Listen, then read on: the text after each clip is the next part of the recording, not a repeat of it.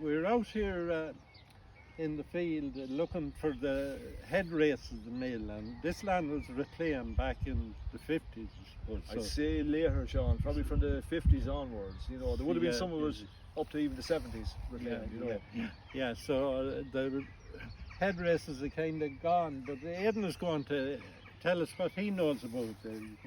Yeah, well, I know if we look back into the distance, there's a ridge of a hill over there, and I do remember, we'll say, the line of the race coming at the bottom of the hill and swinging round a bit somewhere. But other than that, it's too hard for me to. It's too long gone. I don't remember anything other than that.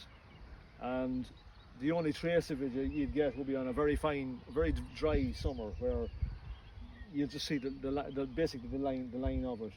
But it's hard to gauge it from here because the land is dry weather begins to show up. It's hard to gauge because, I mean, the bit of ground here would have been a patchwork of smaller fields at the time, and it's very hard to know. And there would have been where this is too. There was an access point for kind of a temporary road going down to the river there for other people to use for water years back too.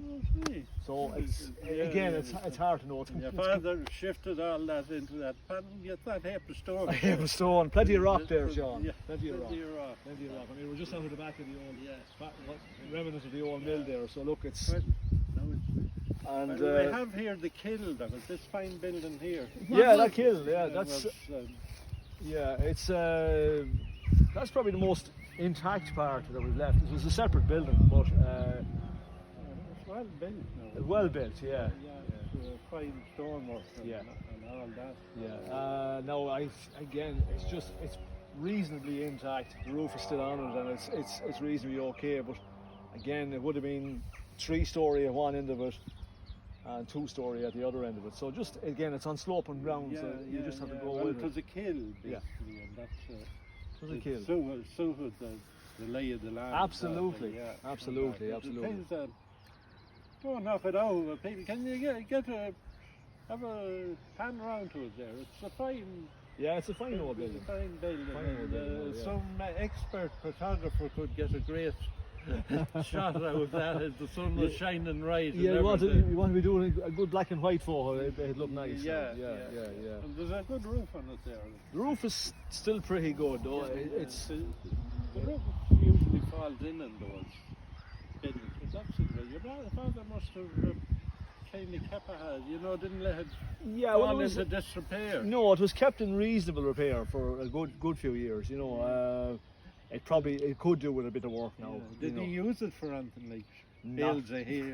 No, not really. I remember a few cattle would go in and out of it, and funny enough, the one thing I do remember him doing was on one of the floors on it. He loved onions. Yeah, and he used to have a great crop of onions, and he always used to dry them in one of the lofts. He used to put them in. That was every year. That was my job when I was a kid. We throw up them onions up into the loft. Are the lofts surviving still in it? The bottom loft is. The top two are not. They're partially intact, but I wouldn't fancy dangerous yokes. I wouldn't fancy trying to walk on them. You go down through them. Yeah.